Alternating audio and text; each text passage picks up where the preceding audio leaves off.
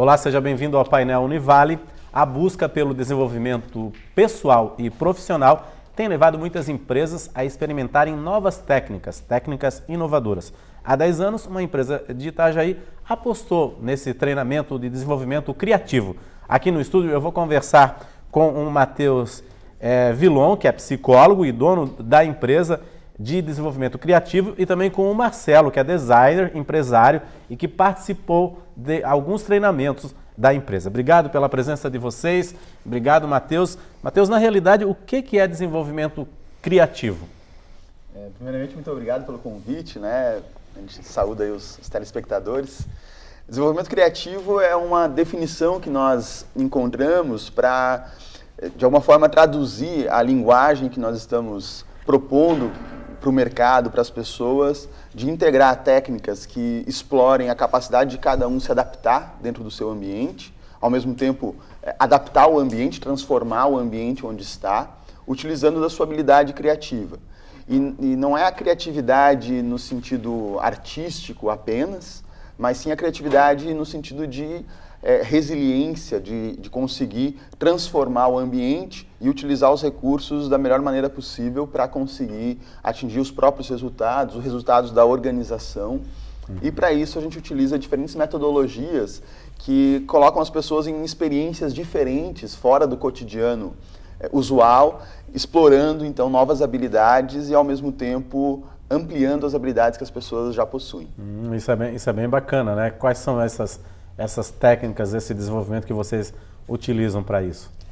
Nós utilizamos metodologias ativas, ou seja, que colocam as pessoas como protagonistas do seu desenvolvimento. A gente respeita, claro, modelos onde existe aquela postura, né, de que tem um saber e o restante que fica recebendo esse saber, mas não é o jeito que nós utilizamos, acreditando que, ainda mais nessa era que nós estamos de tecnologia, de autonomia, as pessoas tendo muita liberdade de buscar informação, nós precisamos colocar a pessoa como protagonista nesse processo de aprendizagem. E essas técnicas envolvem metodologias ao ar livre, então nós temos jogos, nós desenvolvemos jogos, né? Existe um termo aí que vem do inglês, que é a gamification, ou gamificação, que é a utilização da lógica dos games. Então a gente cria jogos onde as pessoas experimentam papéis, mas tem que chegar a resultados muito específicos, com meta, resultado, recurso. Nós também temos um treinamento que tem uma aceitação muito boa, que é o Saboreando Competências, que é um trabalho que nós colocamos vários líderes ou membros de uma mesma equipe dentro de uma cozinha industrial. Inclusive já utilizamos o espaço da Univale, de gastronomia também, tem um espaço muito bacana para isso. E colocamos lá 20, 30, às vezes até 50 líderes em uma cozinha, e eles têm uma missão que é preparar uma refeição completa, às vezes só para eles, e em alguns momentos até mesmo para clientes que vão chegar, que eles nem sabem quem são. Olha que bacana. E aí a gente convida, né, participantes liderados ou até membros da comunidade, de alguma entidade, para vir saborear essa refeição. E durante o processo de preparo da refeição acontecem várias simulações que mostram muito bem o cenário organizacional no que diz respeito à escassez de recurso, negociação, comunicação. E, além disso, a gente tem outras técnicas também que vão abordar individualmente o coaching, a mentoria, que são abordagens que vão ajudar a pessoa num plano de carreira ou num plano de desenvolvimento individual a buscar ferramentas e aprimorar competências para atingir os seus resultados e prosperar. Ah, bacana. De forma geral, essas são algumas das técnicas. Muito bacana. Marcelo, você participou aí desse treinamento junto com a sua equipe, né? Sim, Qual foi sim. o resultado? Assim, o que você já sentiu da sua equipe que participou desse tipo de treinamento?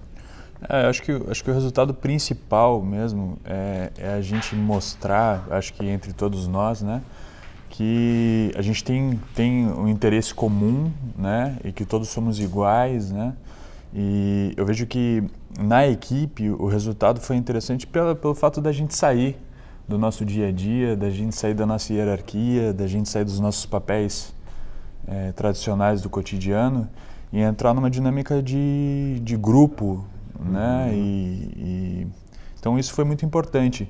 Ensinou pra gente também essa ideia da gente eleger bem qual é o nosso objetivo e ter essa visão compartilhada entre todos, né?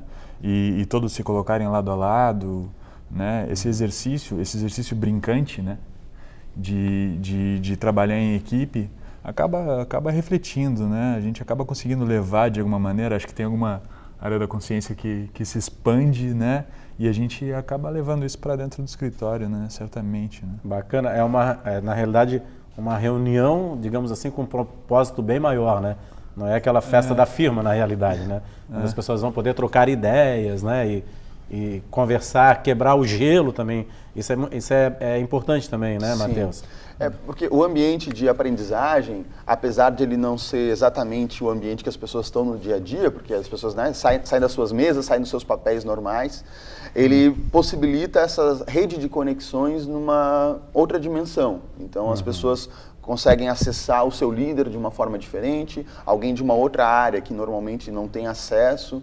Por exemplo, a gente faz alguns programas de desenvolvimento com empresas que têm 500, 600 colaboradores e para atingir todos a gente faz eventos que vão juntar algumas áreas diferentes. Então, existe a possibilidade de alguém do marketing estar conversando com alguém da produção, ao mesmo tempo com alguém do comercial, alguém do financeiro, e em assuntos vinculados a comportamento, a performance, não só pela tarefa, pelo processo em si, mas também sobre como está a iniciativa, o foco no cliente, a comunicação. E então esse debate de outros aspectos que vão além da tarefa e dos problemas do dia a dia, ajudam as pessoas a se integrarem, né, a se inspirarem também.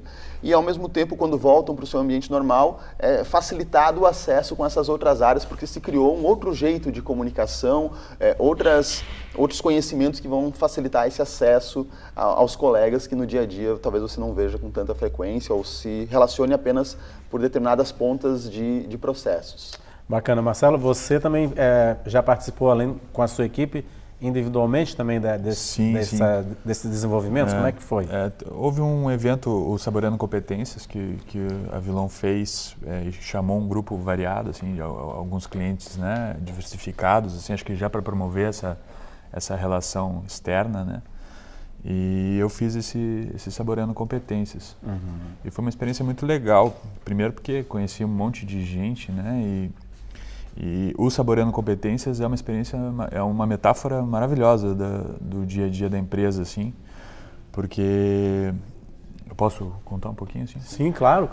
São grupos, né, cada um com um kit ali de preparo de alimento, assim, e dentro desses grupos existem as responsabilidades ali na hora de fazer a coisa acontecer, né? E o Matheus provoca, numa brincadeira ali, a troca, né, dessas... Então, a todo tempo, você você pode fazer qualquer coisa, você pode ficar responsável por qualquer coisa na dinâmica ali do preparo do alimento, ou buscar um ingrediente, ou cozinhar, ou picar, ou conseguir alguma coisa.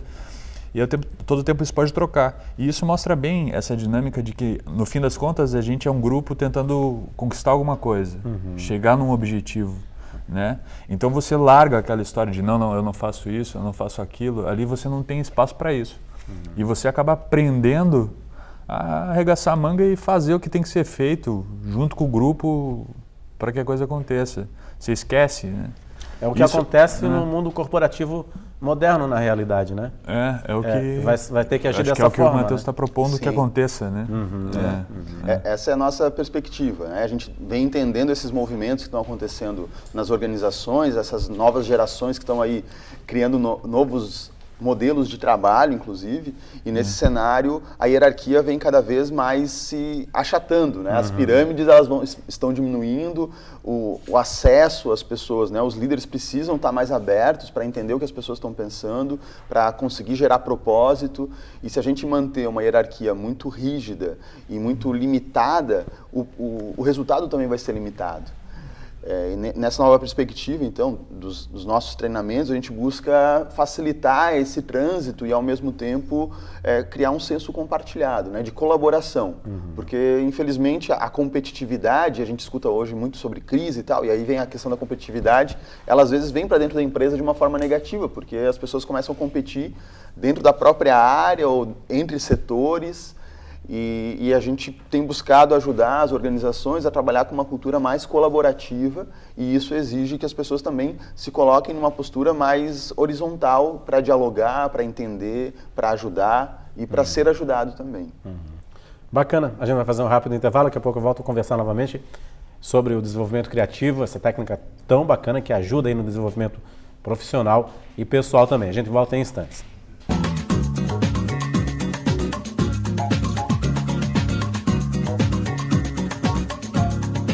Olá, estamos de volta com o painel Univale. Para você que sintonizou a TV Univale agora, o nosso assunto hoje é desenvolvimento criativo. Eu estou aqui no estúdio com o Matheus, que é psicólogo e dono da empresa de desenvolvimento criativo, e também com o Marcelo, que é um cliente que participou já desses desenvolvimentos que o Matheus propõe e provoca a empresários, a pessoas, para mudar aí um pouco o cotidiano e a rigidez do dia a dia.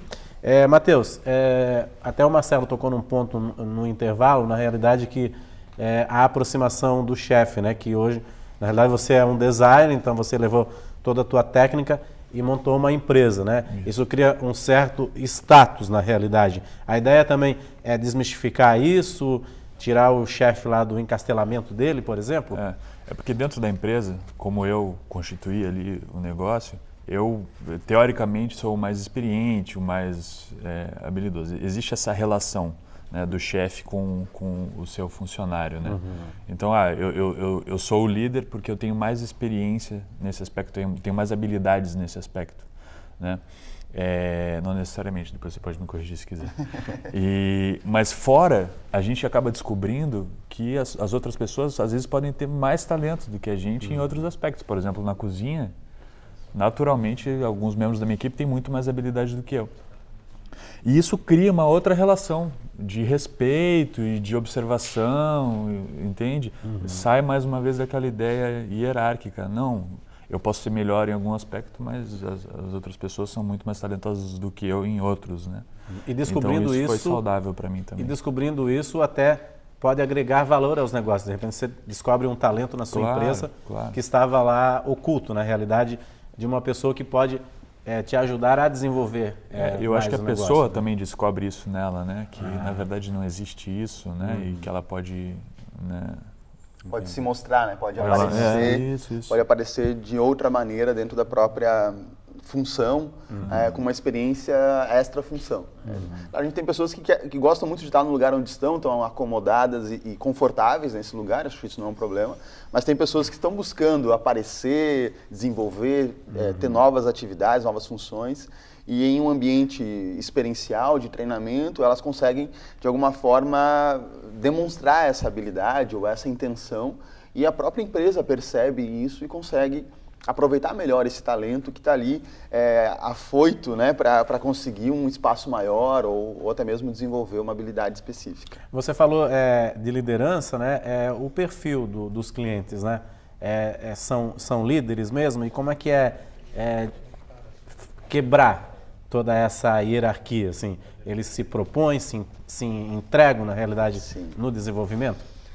É um grande desafio, eu diria, para todo mundo aprender, né? Porque a gente tem ao longo da vida, vai aprendendo hábitos, jeitos de fazer as coisas, como o Marcelo muito bem falou, né? Tecnicamente a gente vai se aprimorando, vai estudando, e geralmente os líderes, eles têm já um histórico grande de desenvolvimento técnico e até mesmo comportamental, e às vezes os líderes têm uma resistência um pouco maior, pelo fato de já acreditarem que têm um conhecimento necessário para aquilo que fazem. Dizem, não, mas eu já fiz isso.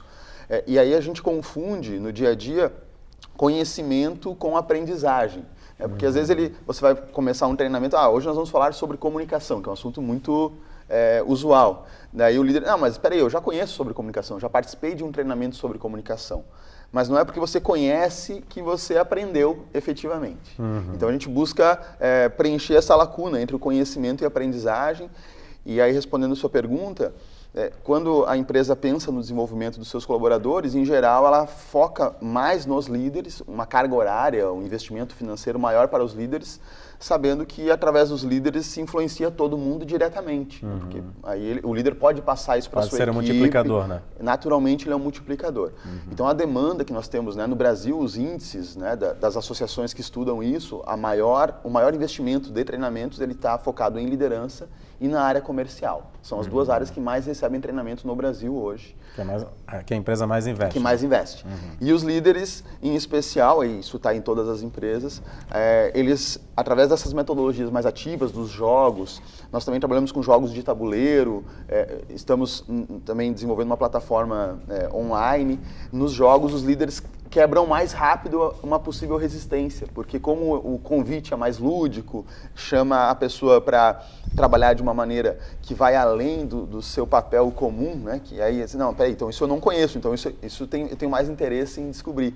E aí as pessoas têm uma abertura maior para esse processo de desenvolvimento através dessas metodologias ativas e jogos que a gente propõe dentro das empresas. E buscar a integração mesmo, né? Com a troca de ideias, isso tudo é interessante. Perfeito, né? E aí vira um espaço também de cocriação, né? Começa a se discutir temas que são pertinentes para a empresa, pertinentes para os participantes, e isso se desdobra para a empresa, como você muito bem falou, ele vira um multiplicador, porque às vezes a dificuldade entre as áreas começou lá na liderança, porque eu não me relaciono bem com o financeiro, e aí naturalmente a minha equipe vê eu fazendo um comportamento X com o líder do financeiro e acaba reproduzindo esse modelo sem que isso seja comentado, né? E está implícito numa comunicação não verbal.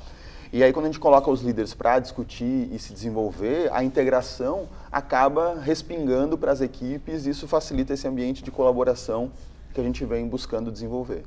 Marcelo, você que participou desse treinamento lá que envolve a gastronomia, e daí você falou que o Matheus provoca vocês, né?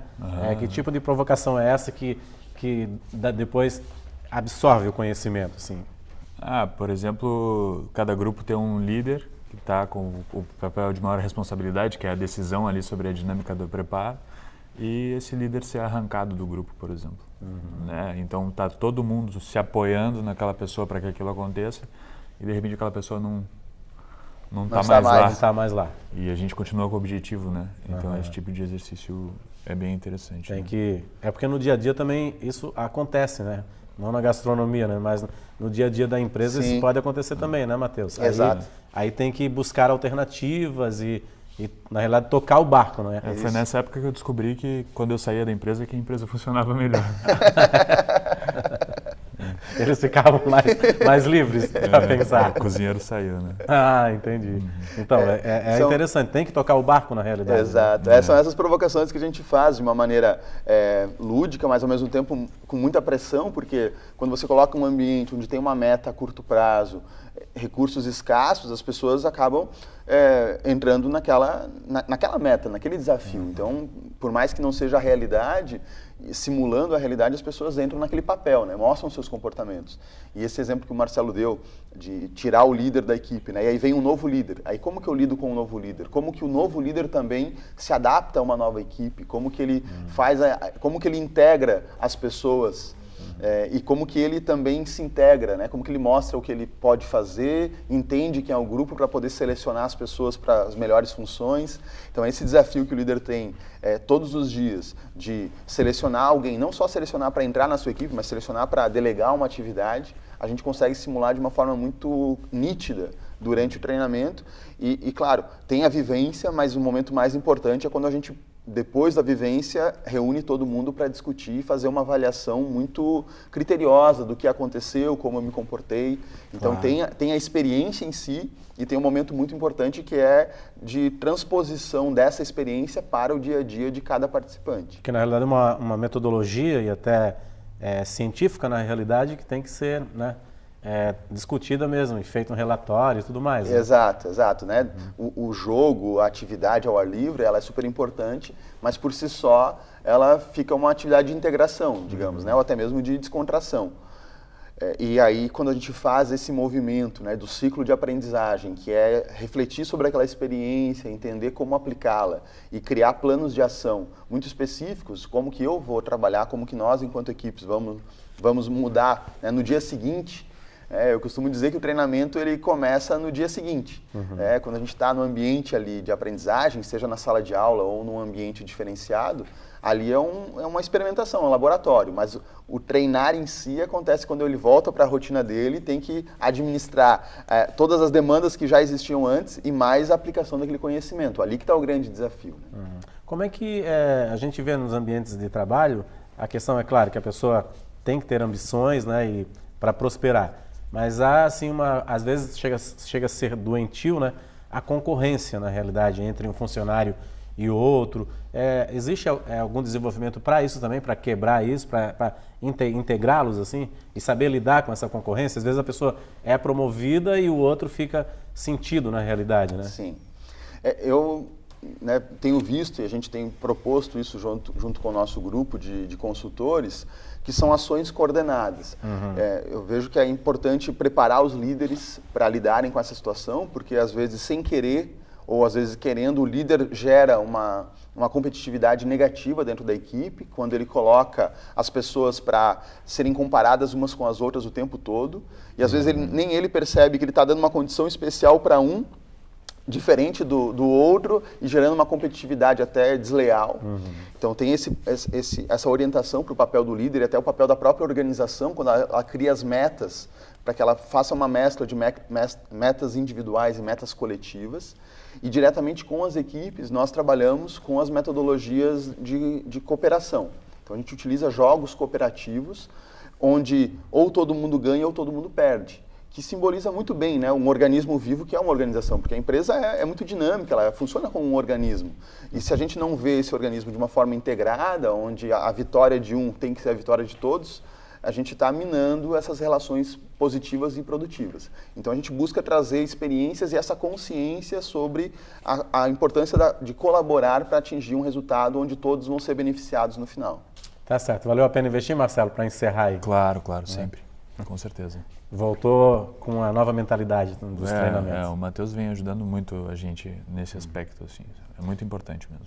Matheus, tem um site? Nós temos o nosso site, chama www.vilon.com.br e também nós estamos nas redes sociais, no Facebook, Instagram, sempre Vilon Desenvolvimento Criativo. Tá certo. Muito obrigado aí pela presença de vocês. Aí, excelente Páscoa também para vocês. Obrigado pela presença. Obrigado pela oportunidade. Parabéns pelo trabalho também. A gente fica por aqui, nós voltamos na semana que vem para você. Um excelente final de semana e até lá.